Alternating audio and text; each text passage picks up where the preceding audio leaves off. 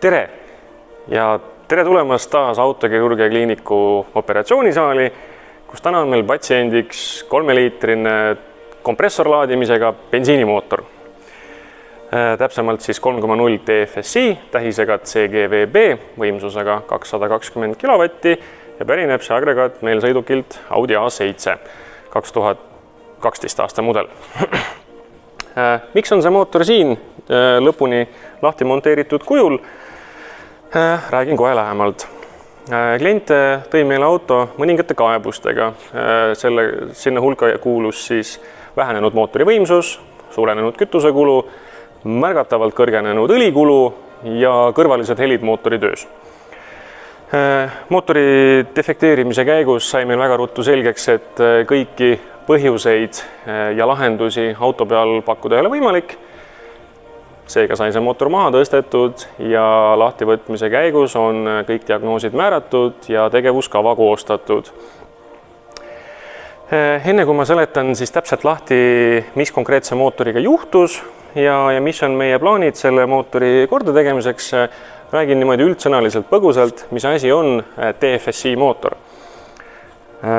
Nagu nimest võib aimata, on tegemist siis meil bensiini otse sissepritsega mootoriga, millel on siis sund ülelaadimine. Täpsemalt siis läbi selliste pisikeste pihustite, neid vaatame hetke pärast lähemalt, teostatakse siis kütusepritse otse silindrisse, otse põlemiskambrisse ja lisavõimsuse eest hoolitseb meil siis ülelaadimine. Konkreetse mootori puhul on ülelaadimine lahendatud kompressori näol, ehk siis rihmast käiatav ülelaademehhanism, mitte siis heitegaasidelt turbolaadimise näol, mis on täna ilmselt üks popimaid ülelaadimisvariante. Aga olles selle mootoriga varem kokku puutunud ja sõitnud masinatega, kus on see mootor, siis ma pean lihtsalt andma au ja kiitust Saksa inseneridele selle konkreetse mootori häälestuse eest, sest kompressorlaadimine, mis on rihmast veetud, mitte läbi turbo lahendatud siis võimsuse tõstmise programm, annab sellele mootorile fantastilised iseloomuomadused. Tema reaktsioon gaasile ja võimsus on väga eeskujulikud ja pakuvad väga meeldivat sõidudünaamikat ja seda suhteliselt mõistliku kütusekulu juures. Lisaks on konkreetne mootor koostatud kõige kaasaegsemate tehnoloogiate põhimõttel, ehk siis tegemist on meil täisalumiiniummootoriga, ehk siis alumiiniumist silindriplokk, alumiiniumist väntvõli tugiplaat, alumiiniumist karter, alumiiniumist silindripead. Toob see muidugi kaasa mõningad miinused päris paljude plusside kõrval. Esiteks on muidugi see jõuallikas märgatavalt kergem võrreldes tema eelmise põlvkonna eelkäijatega, mis olid malmploki peal, aga annab see konstruktsioonile ka teatud nõrgad kohad sisse. Alumiiniumil kulumiskindlus võrreldes malmiga ei ole mitte mingil juhul võrreldav. Kasutusel on muidugi väga peened tehnoloogiad, kus alumiinium silindrisein on siis kaetud meil sellise hõõrdumisvastase kattega. Alusild tehnoloogia on selle asja rahvakeelne nimetus, ehk siis silindriseintele on puistatud väga peen kiht sellist, võib-olla ütleme lihtsam oleks mõista seda kui näiteks tefloni kihti, ehk siis kõrgpoleeritud libepind, mille peal kolb saab liikuda ilma hõõrdumist tekitamata ja samal ajal siis ka kulumata. Praktika on aga pisut teine. Sellele kulumisele, mis nendes mootorites ikkagi tekib, aitab kaasa väga mitu faktorit. Üks faktor on õli, teine faktor on kütusesüsteemi toimimine ja kolmas on puhas füüsika. Alumiiniumi sulamistemperatuur, kus see mootor muutuks piltlikult öeldes loiguks, on nii piisavalt kaugele, et seda normaalselt sõidukit ekspluateerides mitte kunagi ei juhtu.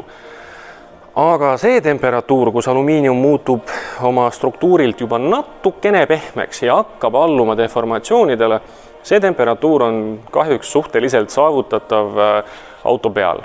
Eeldab see muidugi suhteliselt agressiivset sõidustiili, aga need tingimused on ikkagi hirmuäratavalt lähedal. See on üks peamiseid põhjuseid, miks tulevad nendele mootoritele, õnneks mitte küll sellele konkreetsele, aga ütleme sarnastel agregaatidel väga tihti leidub selliseid kriimustusjälgi silindriseintel ja see tulebki sellest, et alumiiniumi struktuur on läinud pehmeks On see tingitud võib-olla mõnest jahutussüsteemi rikkest, võib-olla liiga agressiivsest kütusepihusti tööst või lausa koosmõjul.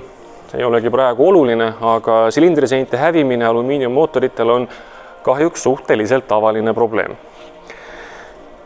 Mis sai selgeks meile, kui me selle mootori maha monteerisime ja lõplikult siis lahti arutasime, oli esmalt siis kettajami venimine.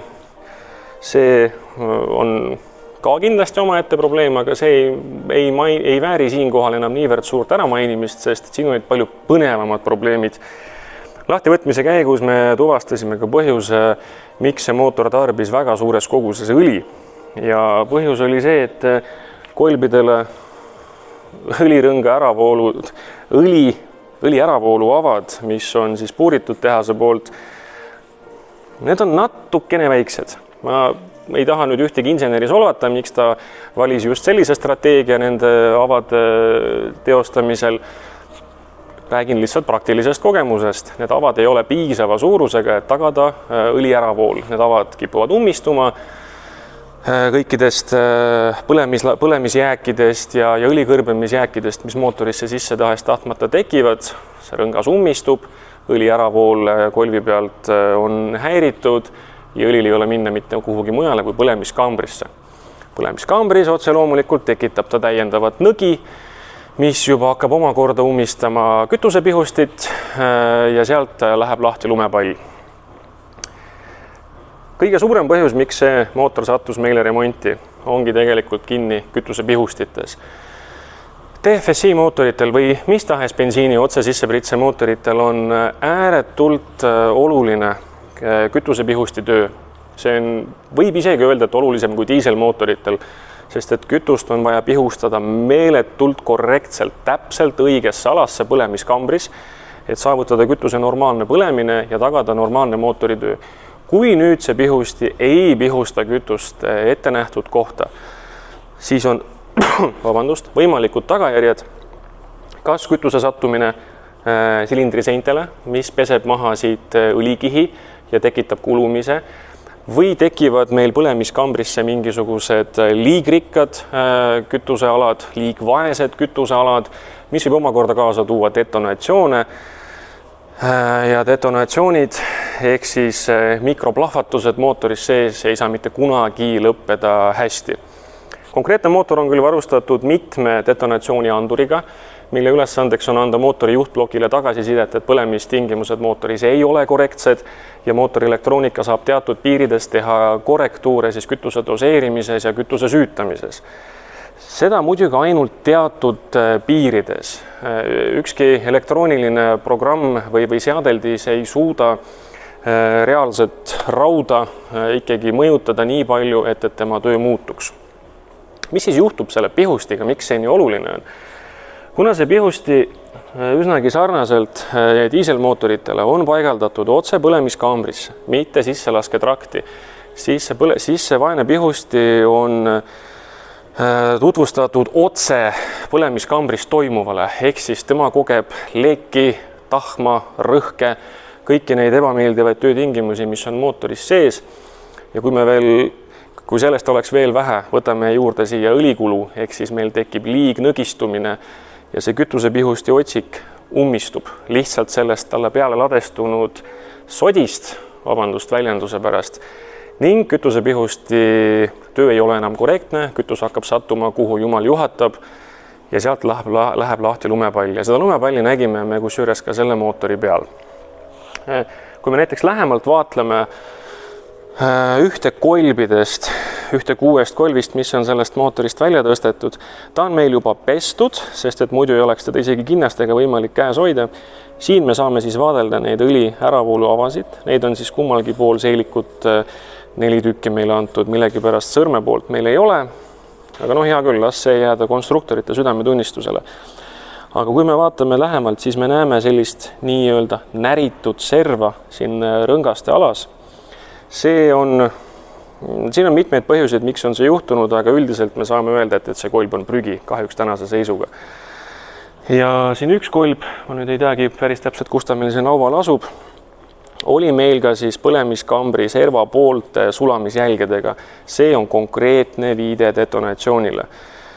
Ja lisaks üks tõeliselt halb märk sellel kolvil on siis reaalne pinnakahjustus, juba reaalne materjali deformatsioon siis kolvi seeliku alas. Nii et seda kolvi nagu korduvalt kasutada selle mootori puhul oleks täiesti kriminaalne. Meil on veel täiesti eeskujulikus seisus silindri seinad. Kui see kolb sinna tagasi panna, siis see kulunud ala juba hävitaks selle seina lõplikult. Et me saame seda võib-olla isegi siin kuidagi natukene vaadelda, missugune see mootor meil on. See on tõeliselt kerge ja väike tükk, seda on, kui seda niimoodi lähedalt vaadata, siis on see lausa omamoodi kunstiteos, mismoodi on konstruktorid lahendanud ülesande. Aga mis puudutab neid DFSI eripärasid, siis veelgi on lisaks ka kütusesüsteemile õhusüsteem. Antud mootoril kasutatakse sellist õhusiibrit, mille ülesanne on siis juhtida õhuvoolu mootorisse. See ei ole niivõrd otseselt õhupiiraja, selle jaoks on meil drosselklapp, mis asub meil sisselaskedrakti alguses, aga selle detaili kõige olulisem ülesanne on suunata õhuvoolu. Kuna siin on kütuse otse sisse pritse ja pihusti on seadistatud pritsima kütust väga-väga täpselt põlemiskambris, siis on oluline ka see õhuvool, et kuhu täpselt satub õhk, mida see kütus siis meil põletama hakkab. Ja siit algab järgmine lumepall, nõgi. Ja see nõgi satub meil sisselaskedrakti ja rikub ära selle ideaalse õhuvoolu, mis juba omakorda vähendab võimalust kütusepihustil teha oma tööd korrektselt või siis pigem, et põlemiskambris oleks tingimused korrektsed. Kui tingimused ei ole korrektsed, tekib jällegi rohkem tahma, mis jällegi rohkem ladestub pihustile ja sealt hakkab üks ebameeldiv lumepall. See konkreetne õhu suunaja paigaldub meil siis otseselt silindri pea külge ja kui me vaatame lähemalt, mis siin silindri peas sees toimub, siis ma võin öelda, et see on juba pestud, aga mitte puhastatud detail. Et sellist õli ja tahma jääki koguneb sinna sisse väga suures koguses. Ja see on oluline pant nende mootorite töös. Et võtan kätte ühe puhastamata detaili, mis ka siit mootorist tuli. See detail on puhastamata põhjusele, sest see läheb väljavahetamisele. Et terve see mootor oli seest selline. Sellist musta nõgi me kindlasti mootorisse tagasi ei paigalda. Sellel asjal ei ole kindlasti mitte mingisugust mõtet. Enne video alguses mainisin, et päris palju probleeme oleks saanud edasi lükata või lahendada poole soodsamalt. Ja selle retsept on pihustid. Nendel mootoritel on täiesti mõistlik pihusteid aeg-ajalt välja võtta, kontrollida, puhastada ja seadistada. Kui pika aja tagant, väga raske küsimus, sõltuvalt sõidustiilist ja masina kasutusest, aga see võiks jääda vahemikku 70 kuni 100 000 kilomeetrit, millal tuleks pihusti kontroll teha ja kindlasti ei tasuks kokku hoida õli pealt. 30 000 on kriminaalselt palju. Ma isegi 15 000 ei tahaks lubada nendele mootoritele, et tänased kõrgelt koormatud, ülelaetud bensiinimootorid võiks toimida kusagil 80 000 kilomeetrisel õlivälbal. Pealt näha võib tunduda, et see oleks just kui raha raiskamine, et nii tihti õli vahetada, aga uskuge mind, 1 või 2 kannu mootori õli on selle projekti kõrval reaalne peenraha ja tagab see agregaadile palju sujuvama töö aastateks. Mis meil siin on veel põnevatest detailidest, mida tahaksin tutvustada? Jutt oli enne sellest kolvist ja detonatsioonist, siis sellest detonatsioonist on meil siin tunnistusi teisigi. Kui me vaatleme selle konkreetse masina Väntvõlli liugelaagreid, siis me näeme siin selliseid nii-öelda kulunud alasid. See ongi tunnistus sellest, et on tekkinud löökkoormus, mitte normaalne mootoritöö. Otse loomulikult sellel masinal pihustid on juba taastatud, need lähevad kõik uueväärse seisuna sisse tagasi.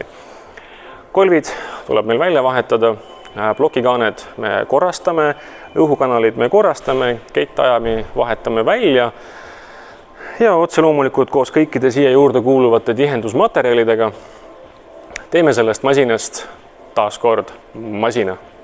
Ma loodan, et video pakkus teile huvi ja mina tänan.